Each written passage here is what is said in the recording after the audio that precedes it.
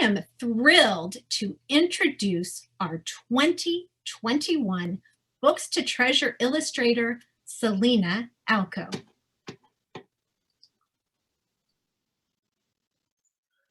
Hi, everyone. I am so thrilled to be here. Take my glasses off. I'm going to share a little bit about how I work and my journey to becoming an illustrator with all of you. And you can actually see that I'm here right now in my Brooklyn studio. This is where I work. This is where I make the children's books that you all hopefully have in your hands. Why Am I Me is the one I will be kind of focusing on tonight, but also sharing a few of the other books that I've made over the years. So without further ado, and also, by the way, I really want to thank Laura for putting all of this together, and the Kirshner family for your wonderful support of literacy and this program. And I really wish I could be there in person, but this will have to do. And like I said, the silver lining is you get to see the studio where I work. And I'm going to now begin. I will share my screen with you all. Let's see.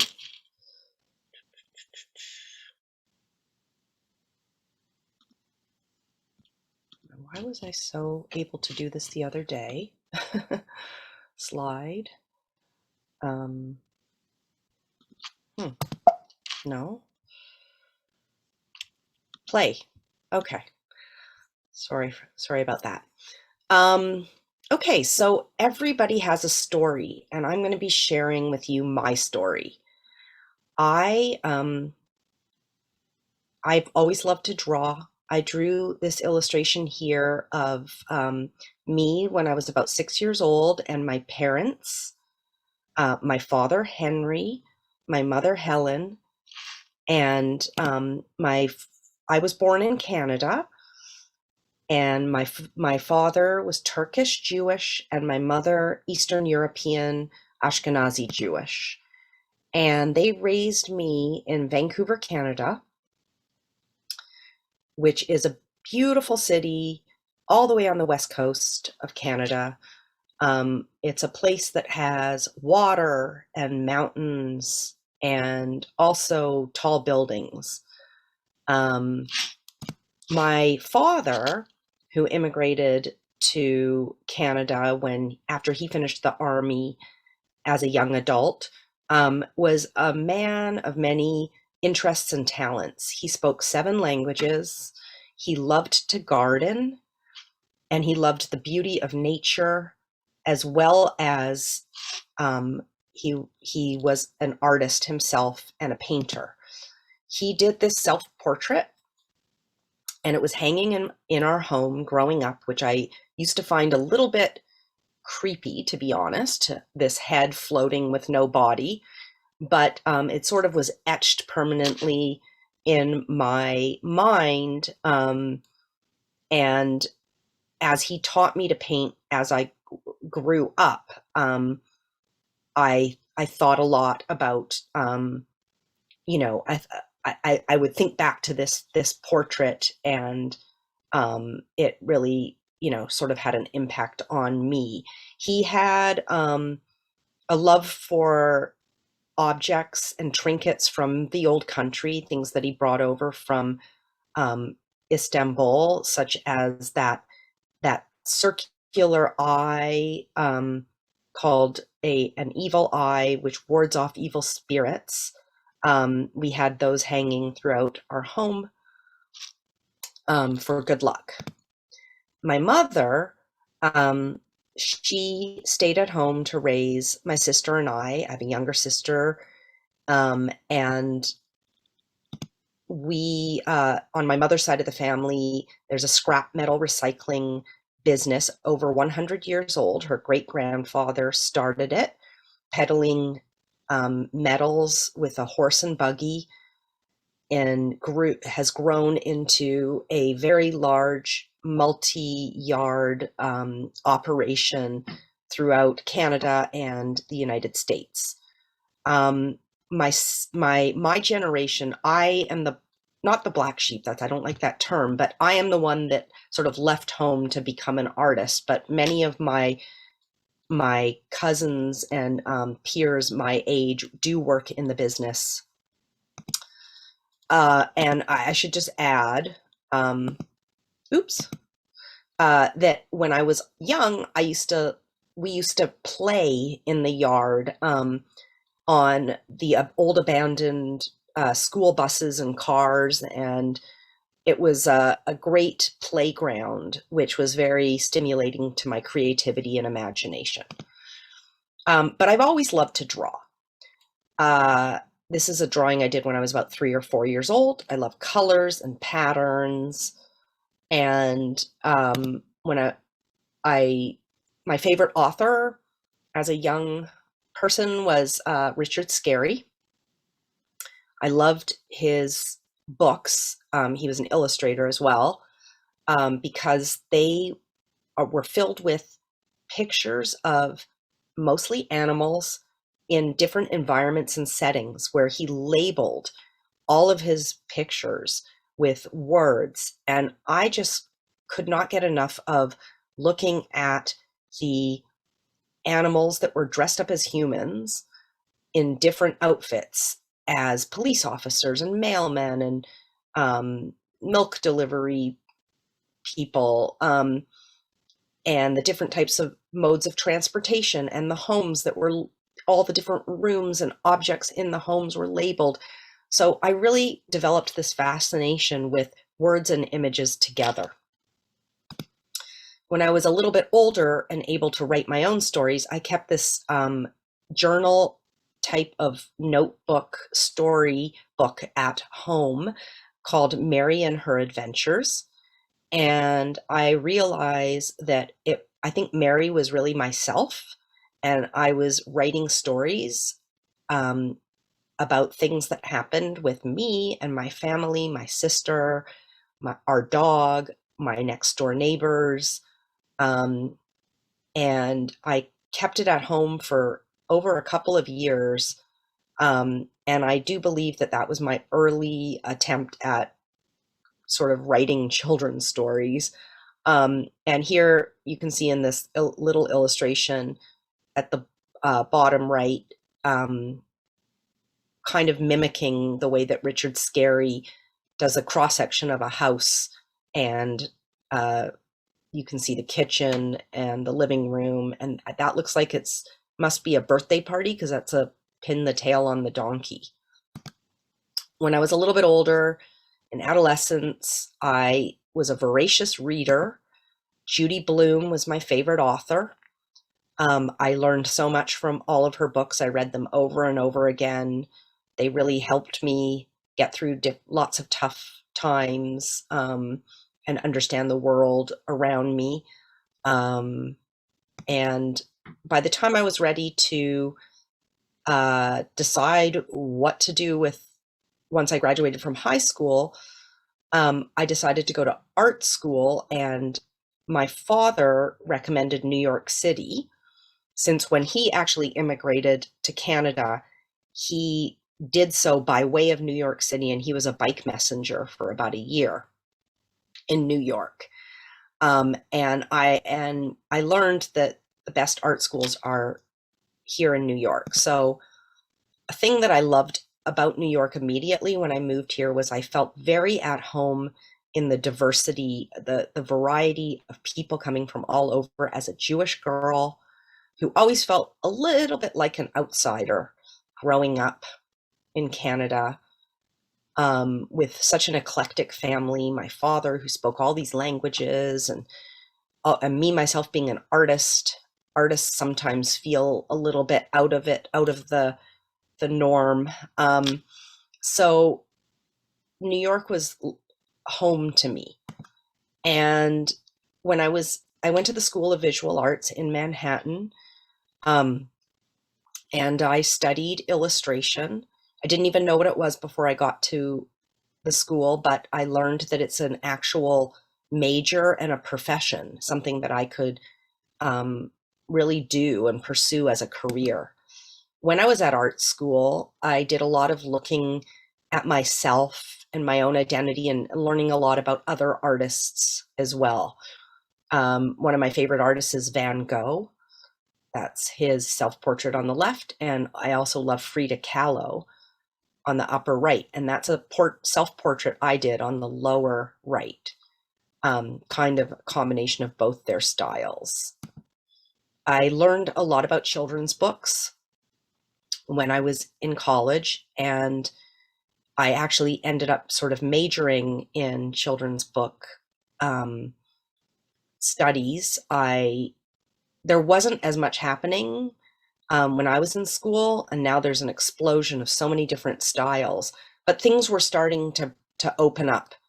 And I realized there was room to have self-expression and pursue my dream. So, in art school, it's really a process of finding one's own unique voice. And I really I've always loved to paint. I got that love of painting from my father, but sometimes I've used different paints over the years. I used to paint with gouache, which is a type of watercolor. Sometimes I did oils. Now I use acrylic paint mainly, which is a water-based paint. I also love collage. I love to collect papers, and ticket stubs and wrapping paper and whatever I can find, ephemera, to mix together with the paint and glue and colored pencil to make my mixed media art. The first two illustrated books I did, where they're written by Paul Dubois Jacobs and Jennifer Swender, and they are My Subway Ride and My Taxi Ride, published with a small publishing company. But when I was offered the manuscripts, I immediately said yes, because they gave me a lot of freedom. They told me I could do whatever I wanted. The subjects of these two books are New York City. So as a new immigrant really to the city, it was very exciting for me to throw myself into these projects and to depict the people and the sights and the sounds and the colors and the shapes, and kind of play around a lot with materials and mixed media. I just had a blast doing these books. And I also it really helped me make a name for myself, or it helped me kind of solidify my style, my way of working. And it helped lead into other projects for me. Once I had children, these are my kids, Ginger and Isaiah. They are actually now teenagers. But when they were very, very little, My Subway Ride and My Taxi Ride came out, and I started to think about writing my own books, my own stories, not just illustrating other people's stories. So my first book as an author and illustrator is called I'm Your Peanut Butter Big Brother. And because my children are biracial, their father's African American, I wanted to do a book that explored their identity, or that talked about blended children with mixed families. So I'm going to read the first line of this book. It's basically loosely based on my children. It's about a big brother who wonders what his baby brother or sister might look like because mama is pregnant. And he says, baby brother or sister, will you look like me? I blend from semi-sweet dark, daddy chocolate bar and strawberry cream, mama's milk. And the story goes on. I'm not going to get into too much detail, but I want to just demonstrate that this was my first attempt at writing, and I really enjoyed it. And I loved using sort of the metaphors of different foods and objects to kind of playfully describe different possibilities. And in the end, baby sister is born, and she looks pretty much just like her big brother. And once his baby sister was born, my daughter, Ginger, I had the idea to do a book for little girls that would be inspiring in terms of positive female role models. I did notice when my son was very little that how much kids love to dress up, not only for Halloween and special holidays, but just in general. Dressing up is a really big part of play. So in this book, Everyday Dress Up, it's about a little girl who dresses up every day of the week like a different heroine of hers, someone from history, like Frida Kahlo, like Ella Fitzgerald, like Amelia Earhart. So here is Ginger as Frida when she was, I think, about 2 years old. And then a few years later, she dressed up as Michelle Obama. So that was pretty cool. I also did a book called B is for Brooklyn. That's where I live. We live in Brooklyn. And it's an alphabet book all about this amazing place where I live. In that book, there's a spread called I is for Immigrants, because there are so many people from all over that live in Brooklyn. And also, notice I have F is for F train. I'm going to be talking about the train system here, the subway system in New York, a little bit when I talk about Why Am I Me? So you can see these themes have come up in my work over the years, beginning with my subway ride. I is for Immigrants was, like I said, contained within my book B is for Brooklyn, and I have just completed and published its sequel called I is for Immigrants. This is my most recent book.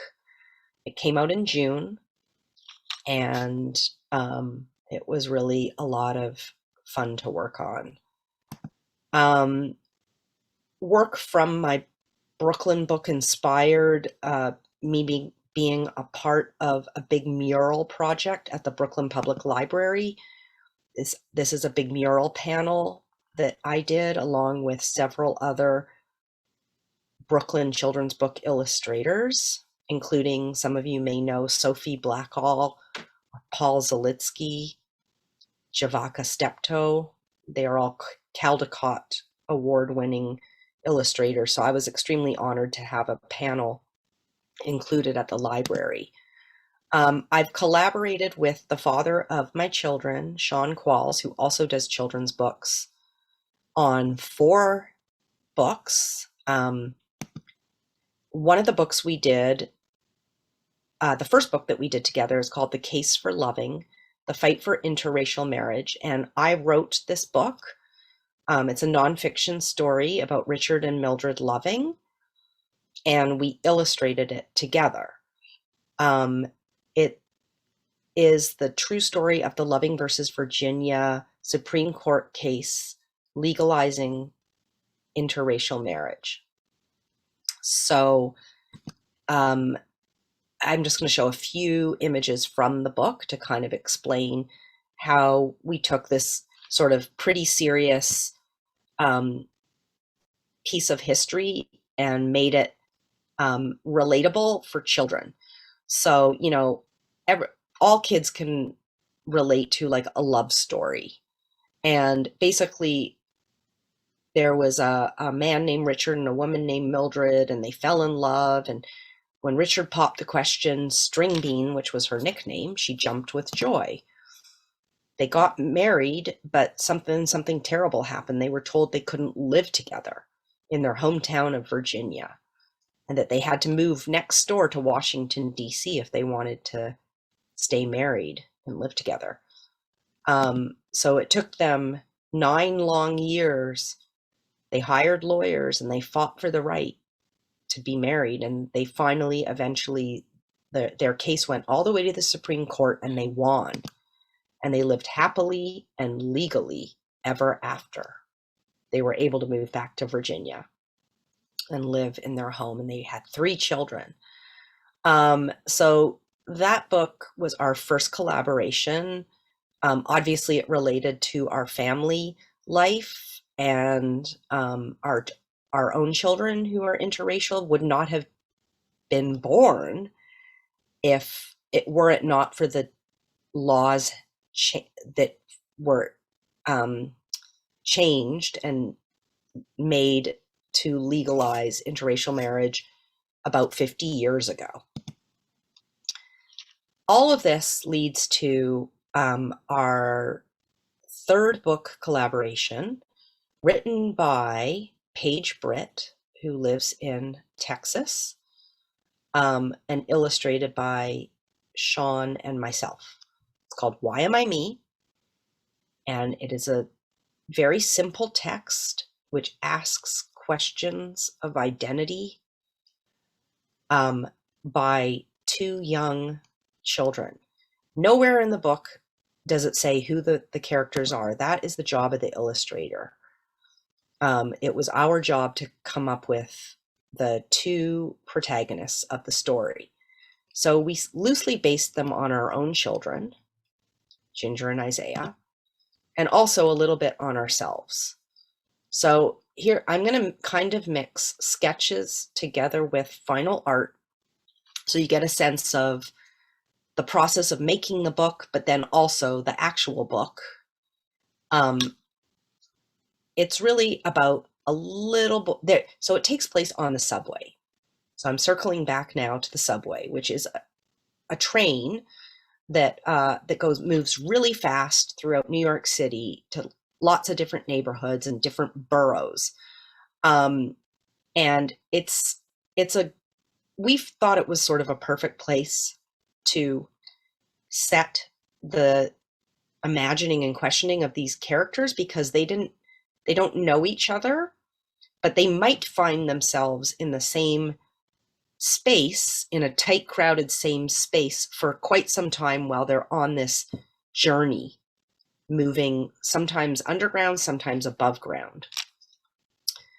So they're holding on to the poles of the subway as the train moves along, wondering, why am I me? Why are you you and not me? Why is everyone who they are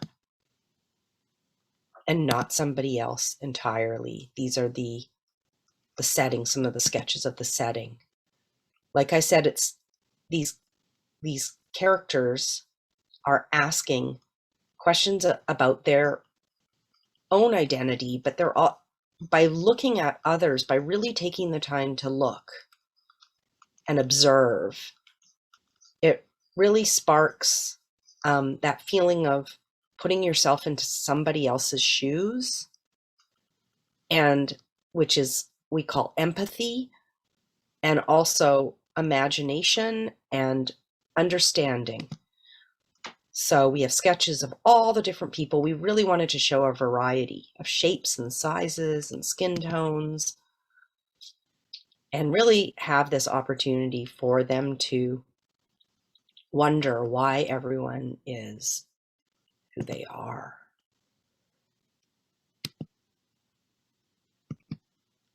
And sometimes they actually peer out the windows of the subway car as the sun is setting, and they look at people at music festivals and having picnics, and they're still continuing to ask themselves these questions as they gaze at each other and others. And then they look up at the sky and they see stars in the sky. Why am I me? Why am I me? And there's a final moment where the boy hands the book over to the girl. They kind of notice each other finally at the end.